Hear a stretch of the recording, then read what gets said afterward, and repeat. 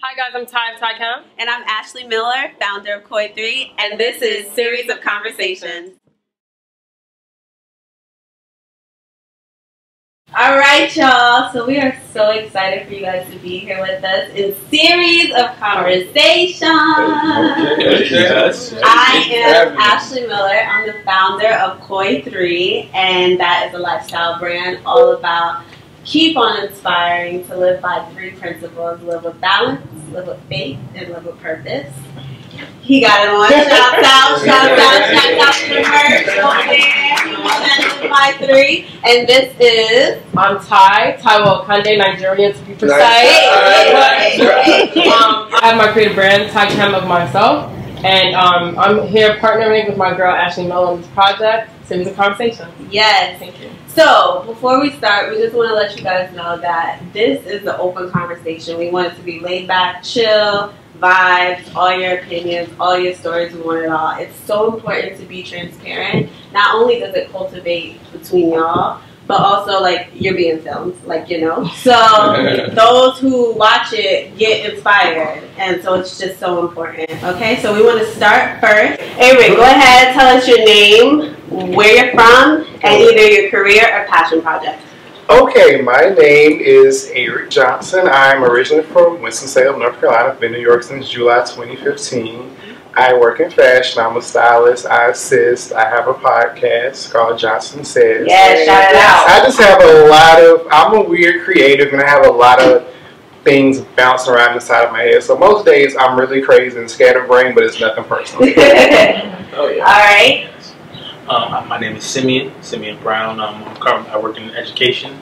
Right now I'm assisting education with aspirations to be a math adolescent education teacher. So, And what was the other question? where you from? Where from? Born and raised in Brooklyn.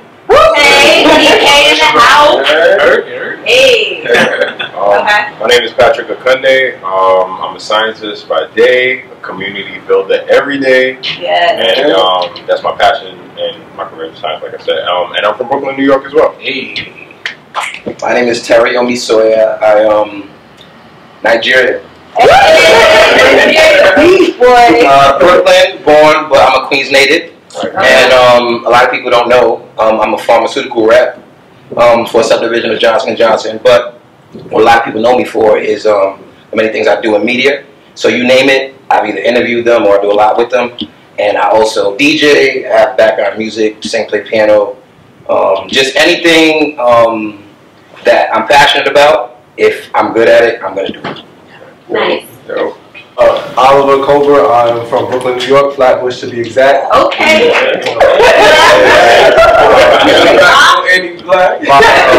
My 9 to 5, I work at the New School, actually not too far from here at Parsons in the HEOP program as an advisor. Outside of that, I'm a spoken word artist, and I'm the founder of a creative networking company for creative writers called Writers. Nice. Alright, my name's Val Jean. I'm originally from Queens. I live in Harlem. Hey. Big up. 20 people in the building.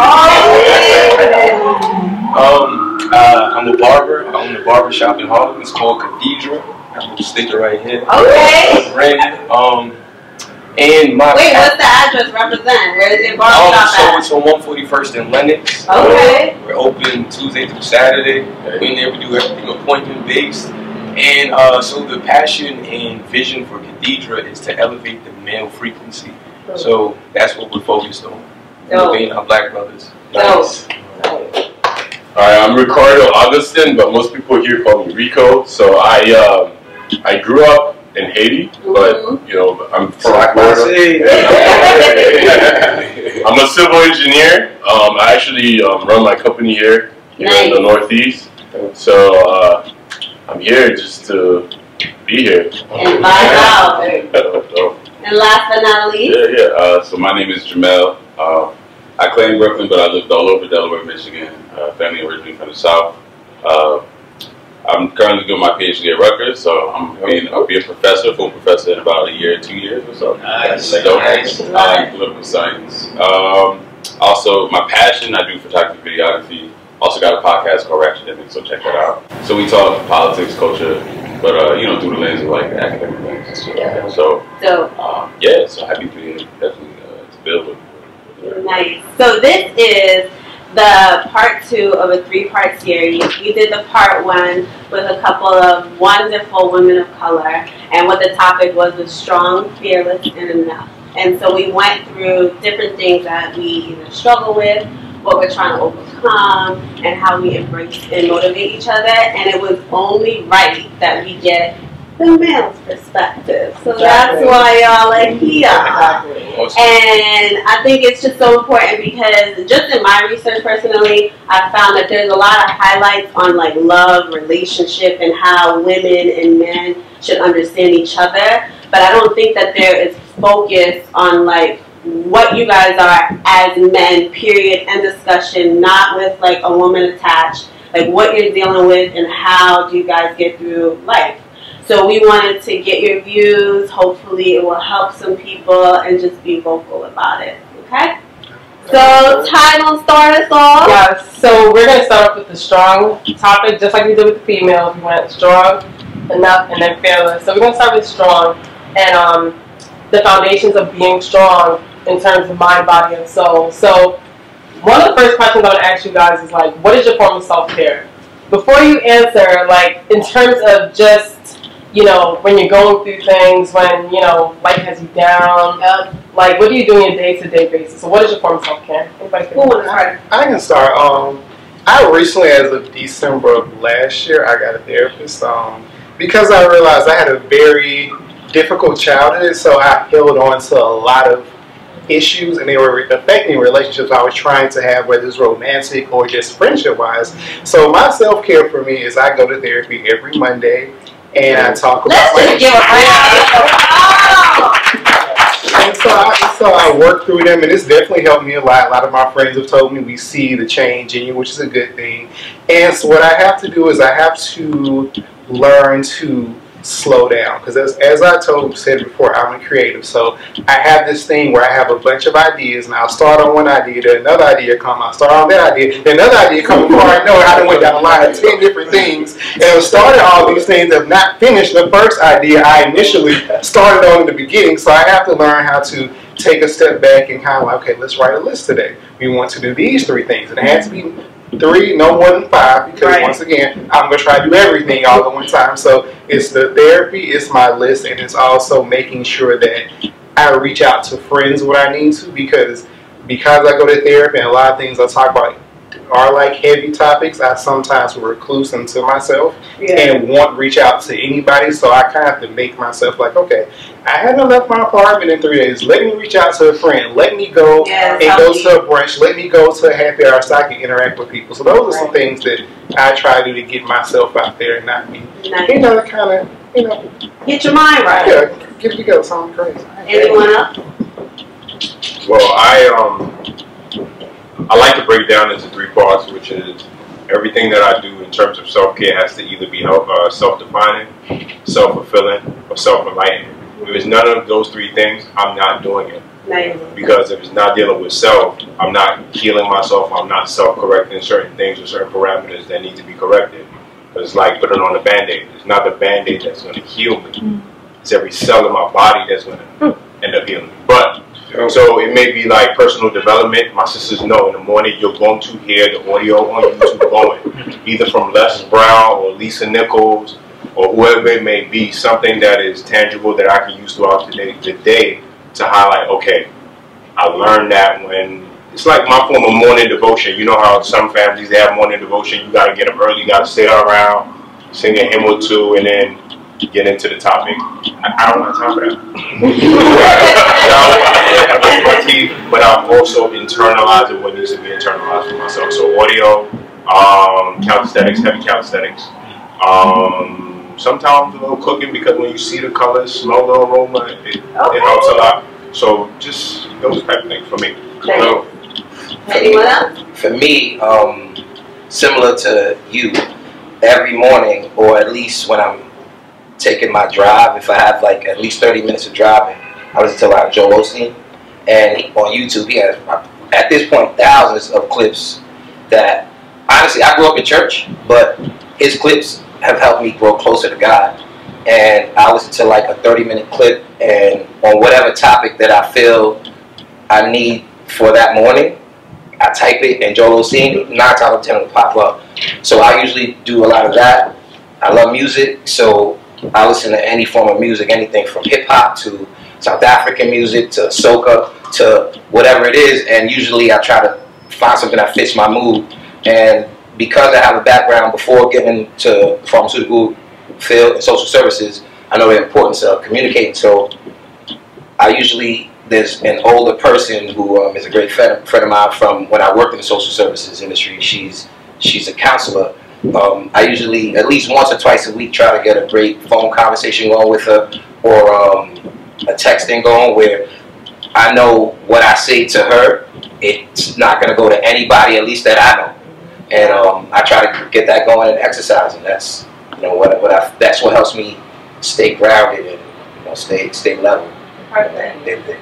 So just to piggyback off what you were saying about having like that person or people to go to, I feel like when you're trying to be strong in life, it's so important to have a community of people that you can talk to and really, just stress, vent, whatever it is. So does anybody feel that it's important to like have a group of men around? I don't know how you guys are. Do you guys have like that type of people that you can go to and talk to on a regular basis? Because the notion sometimes is that men are very silent. They keep it all in and they don't really vent. Do you guys vent to your boys, or how's it go? I think it's very important what you just said. In that sense, the people you surround yourself with is very key, because you run through a lot of situations in life where you're dealing with a lot, you have a lot of pressures, and the people that you surround yourself with, your friends, your mentors, you could always use their experience. At least for me, that's what I do. Whenever I run into a certain situation with my mentors, your friends, you get different advice, different views. It helps you make better decisions in life. I think that's very important. Yeah. Anyone else? Yeah. Honestly, like I was always taught, like to echo what you were saying, to like if you're a man and you're going through something, you take care of it. You don't tell nobody it. You don't share it. You handle your business like a man. Right. And that sentiment is something I carry with me until recently. And that's partially why the reason, like when you asked about self-care, I'm like sitting here fake taking notes of what y'all saying, because I'm still, no, for real, I'm still figuring out ways to take care of myself. I just went to my first session where I spoke to a professional and about what I felt like was mental trauma that I'm still dealing with. And she was just like, do stuff that you enjoy. So now I have to actually be conscious of shit that I enjoy. Yeah. Like, what do I enjoy? I enjoy waking up earlier, going to get coffee. Okay, that makes sense. But as far as like talking to people, like ironically, like I have good friends, but like I don't always tell them everything. Right. I speak to my younger sister more than I speak to anybody. Like, and it's because I feel like I could trust her. As far as like male figures, it's like I still carry with me that, nah, like I got this. I can't be weak around y'all. Around y'all, I'm Oliver. Around y'all, I'm Oliver. But like around my younger sister, I'm like. I think I want to add that, because based on what he's saying, it's like if you show, as a man, if you show weakness, it's like people portray you differently. Oh, he's weak, oh, he can't handle himself. You need to be a man. You need to show this macho posture. Let me interject. Like, society has taught us men that vulnerability is weakness. Right. We got that so misconstrued in our mind that speaking our mind, what we're really feeling, makes us weak, and it doesn't. It strengthens us. It's funny because I'm doing a fundraiser now for November. That's why I shaved off the beard and have a mustache. So it's bringing awareness to prostate cancer, testicular cancer, mental health, and suicide for men. And it's the only foundation that is solely dedicated to men. And like that was crazy to me because it's the only one out there worldwide. And it says that 14 million men are living with prostate cancer. Wow. And 300,000 of them die each year. And 1 out of every 9 men are living with it and don't even know that they have it. And so like numbers like that are like, they're astounding. And like both of my grandfathers died from prostate cancer. Wow. When I was 16, the first one died. And it was crazy because we never knew he had it until the day he was weak in the bed. And he's like literally losing weight day in and day out. You're looking at him like, your granddad, what's up? Like, you was up last week. What's going on today? Doesn't want to say a word. And then within weeks he died. Wow. And it was crazy. second grandfather did the same thing, but he was a little more vocal about it. But it came on so strong, and it was too late, and he couldn't do anything. Like, and I said, like, these were the two of the strongest men that I ever knew, and it crippled them, and it changed their whole perspective. And so, like, getting back to what you said, as men, like, we don't really talk about what's affecting us internally. We talk about the bullshit, the job, the wife and kids, and stuff like that. Just little things. I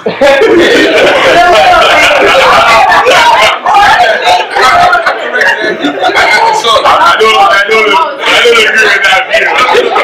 So that's my point, though. What I was saying is work. We talk about work, like that stress, and like that's as far as we'll get. But you know, we'll talk. And honestly, we won't talk about our wife and kids and how like those things are affecting us, or how we don't have time to have self-care for ourselves. Right. Or a lot of men don't even know what it is to take care of themselves. It's so true. Like they'll constantly do for things like, hey, I gotta do this for my wife, I gotta do this for my kids, I gotta do this for the house, But when you ask them, like, what do you enjoy to do? Because I've had this conversation with my father. I'm like, what do you like to do? And he's like, honestly, I don't know. I thought I like carpentry. I was like, have you ever tried it?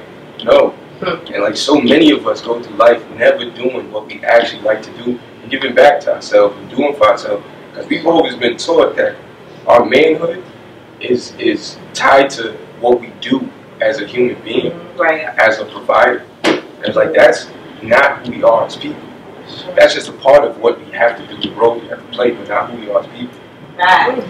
Man, I also feel like, because everyone's saying you have to have this strong bravado externally. I feel like a big part of self-care, a big part of that bravado as well with manhood is being the quote-unquote protector. And I feel like men, especially myself, a lot of men have issues with saying like, oh, a lot of men have issues saying like, I can't fix this particular situation, or I may need help fixing this particular situation. That's actually what I'm saying is a lot of men have issues coming out saying, I need help. Right. Somebody help me. Like, and it's hard to say it. Like, very much so. And I feel like that's a key thing for me with my self-care that I'm coming to learn as I get older. It's just like, you can't carry the whole world on your shoulders. Right. You know, you gotta at some point be like, this shit is breaking my back. Right. But that's somebody help me carry this, please. Yeah. I mean, that's, as a leader, you need to be able to understand and distinguish when you need help. You need to be able to delegate. Yeah. You know, when you need to delegate. Because some of the things I'm figuring out myself. Like, I've been living here for 3.5 years in New York City. It is the best city I've ever lived. Ever. And it taught me so much about myself and how to lead with different people, you know, the environment where you are. It is astounding, you know. So to be able to know when to ask for help or have the ability based on your surrounding, you surround yourself with people that are capable of providing you that help. Yeah. So it's a skill, and it's necessary to, you know, to live, to grow, and you need to have it. Well, to add to that, I would say for me, it was very hard for me to learn how to ask for help. That's something I didn't learn how to do until I moved away from North Carolina, because I'm the oldest of 9 siblings. I have 5 younger sisters and 4 younger brothers. And so my dad passed when I was 19, so as the oldest, all that responsibility, what my dad would do, they looked at me and was like, well, you're next in line, what are we going to do? And so it kind of pushed me to finish college, it pushed me to do everything. So a lot of my decisions were made based on what did my younger siblings need of me.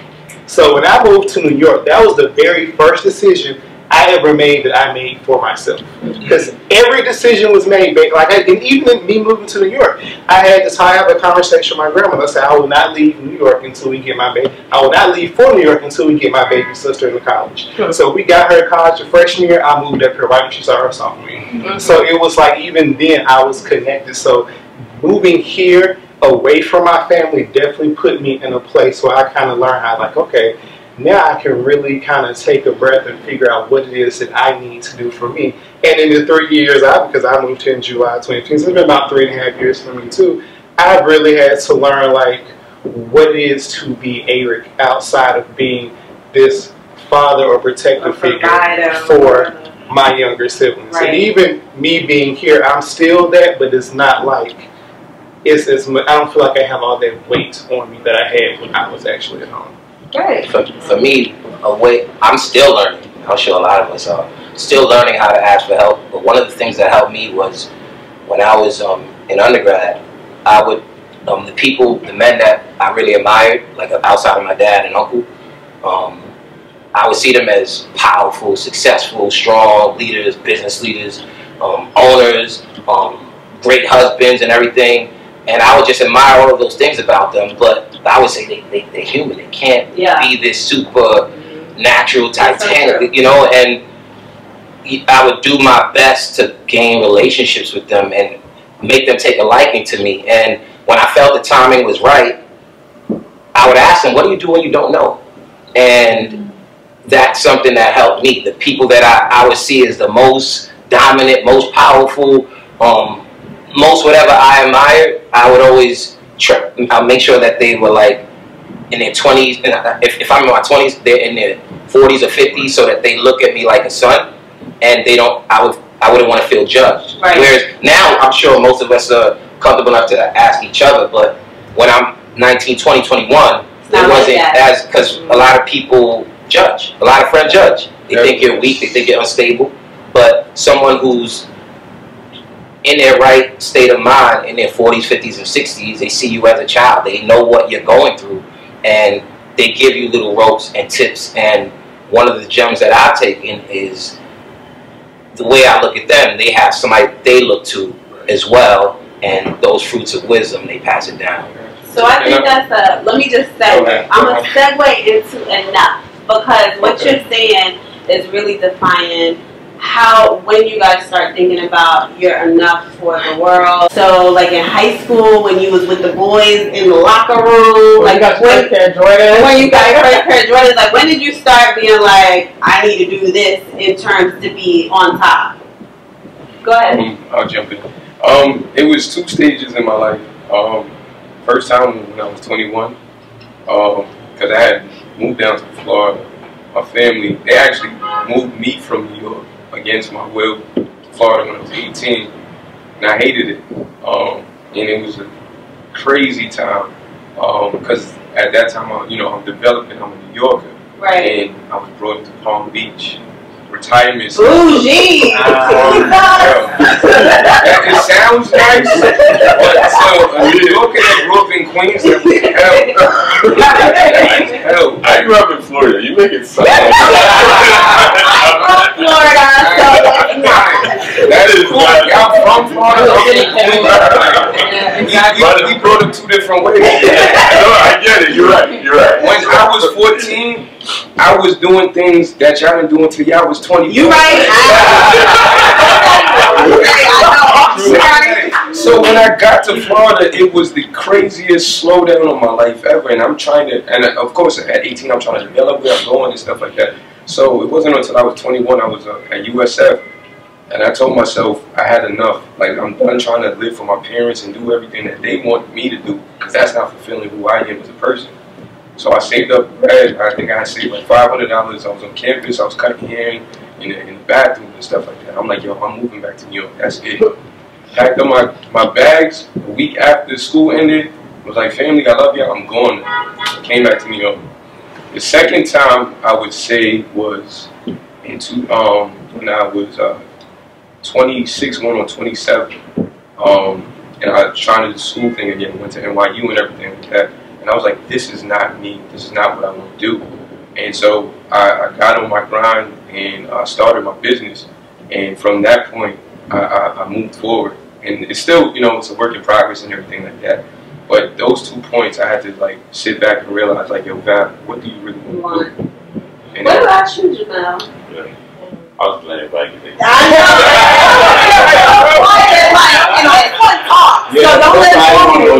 I talk a lot of stuff.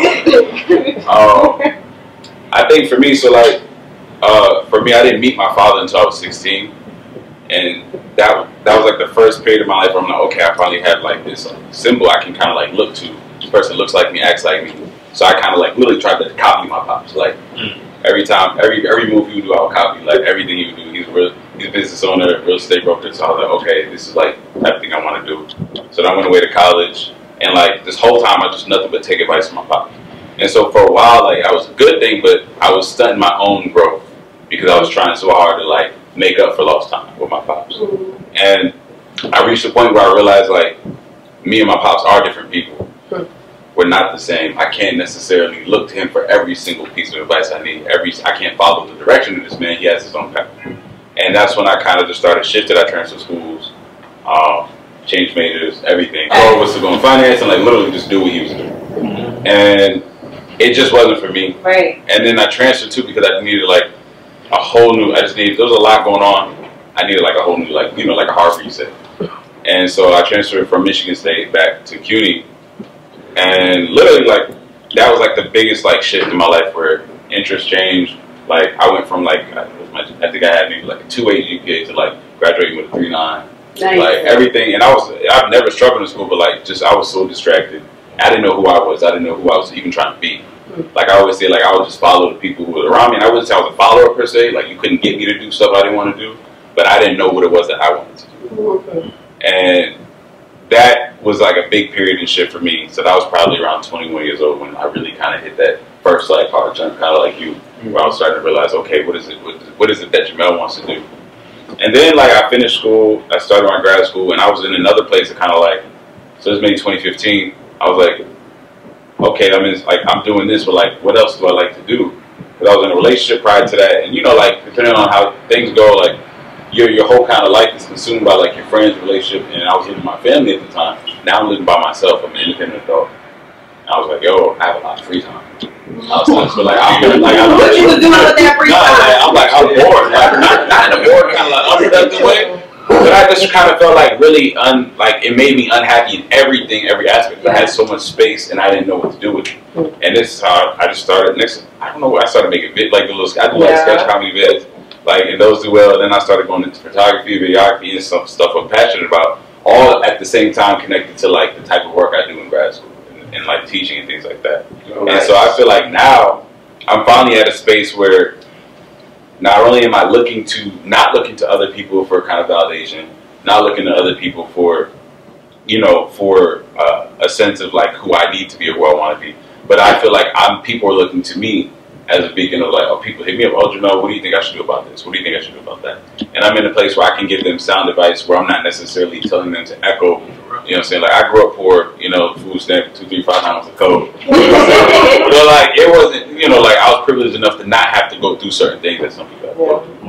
And so for me, it's like, okay, like recognizing the biggest, like, I think shift in realizing who I am and who I want to be is also helping other people figure that out for themselves too. Right. Your situation is very similar to mine, especially within the path of starting off in finance and realizing that wasn't for you and gravitating towards the educational field. Like, I feel like my shift, just like the other two gentlemen said, it started when I was like 20, maybe I was a little older, I would say around 23. But a lot of my shifts in life, I take that back. My first shift was probably when I was 19. It definitely was when my mother passed away. And it was just like it was like my first semester in college. The illustrious Howard University, Mecca, HU.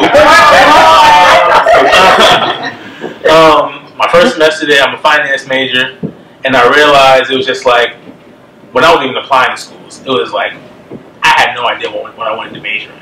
Oh, my mother and my sisters too, they were just like, major in finance, it's lucrative, you're gonna make money. I'm just like, I bet. But my mother passes away. My mother was my best friend growing up, my original best friend. She was my motivator, my motivation for anything. So when she passed away, it was definitely that point in time, just like, damn, she gone. Who's gonna influence me now? Who's gonna be that motivation to push me past this curve, this depression I was in and everything like that? So I was kind of slouching, chilling, trying to figure that out for a couple of years. And in that time too, I was in a relationship. And then finally, after a couple of years, the person I was in a relationship with, she was like, I can't do this complacent. You've been trying to figure it out too long.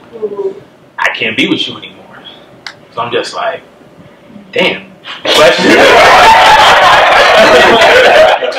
I'm like, but I love you. Love ain't enough.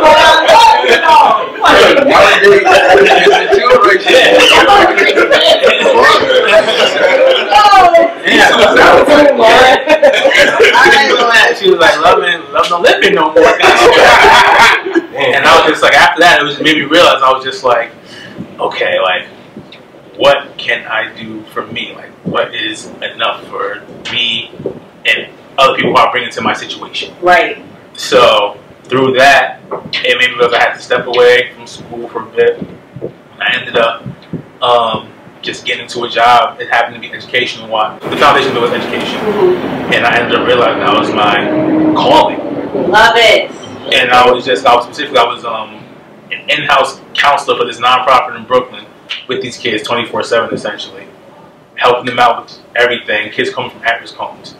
And I was just like, this is what I want to do. And specifically, if I was in finance, I'm already like math oriented. Like I like math. But I was just like, okay, this is what I want to do. So I decided to scrap the whole finance thing. People looked at me like I was crazy, but I was like, I'm doing it for me. Like, and I went to the educational field. That's what I'm trying to just pick up pieces from that now. So I have a question. When you started doing that, did things start to come a little bit easier for you? I know in life we're always trials and tribulations, but when you start to find yourself, how did the pieces start to pick up after that? Pieces start coming together for me is because I specifically remember just being in the educational field because I went to prep school as well, so I was kind of always involved in the education field. People, the programs that I was affiliated with as a kid, I kind of lost close contact with them, but as I got back into education, I ended up bumping into these people again. Right. Like, and I was just like, oh, this is the hookup network. Right. Like, and then with the workload and stuff like that too, I'm just like this. I didn't feel like I was forcing myself to get the work done. I felt this is something I genuinely wanted to do. Right. And it became easier. I was just like, okay, so that was more so the motivation for me. Is like, this is where I need to be. Like, I'm running to people who can help me get in these positions. Like, this is a calling. This is my calling from God. Like, I'm supposed to be here. Like, and everything. When I just feel like too, when you're in something you're passionate about, it doesn't necessarily feel like work. Right. Like, you're not supposed to feel like you're not supposed to feel like, oh, you're not supposed to dread, oh, yes. I'm going to class. I mean, classes are annoying, don't get me wrong. It's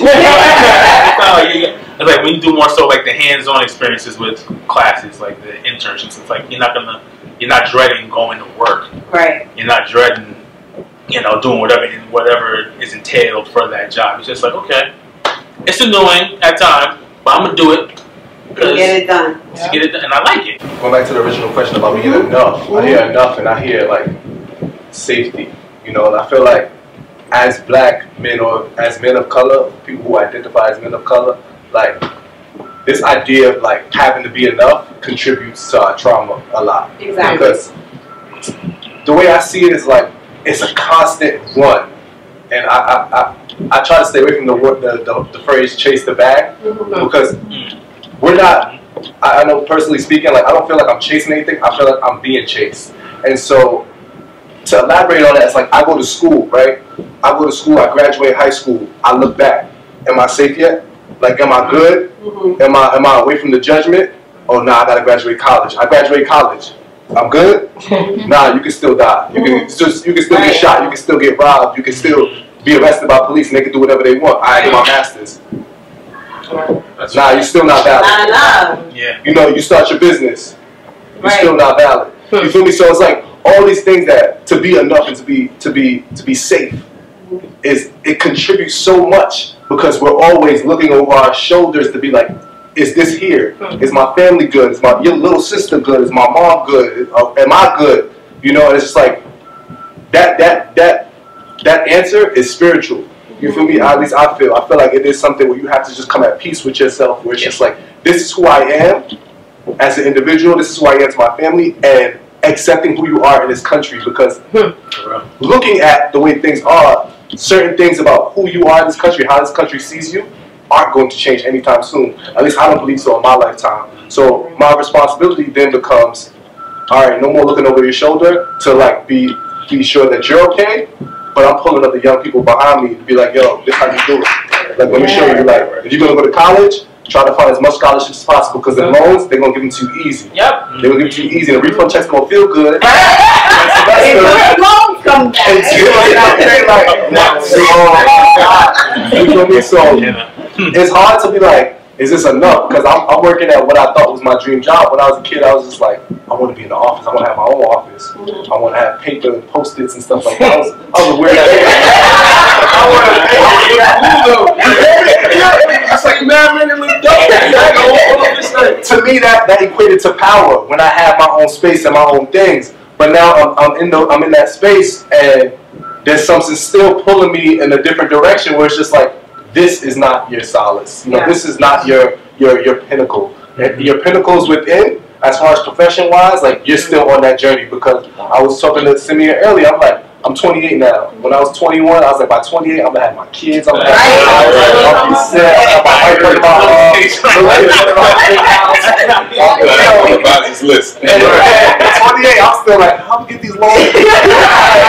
My phone still like, you feel me? So yeah, I think the being enough and being safe is really a internal journey to just find a resolve for the trauma that you actually have been through and admit it, say it out loud. And then I think that when you become enough for yourself, regardless of how much you're making or where you're living or who's around you, then that would be the enough that you need. And then also understanding that you climb and then you lift. You know, you climb and lift others who are behind you.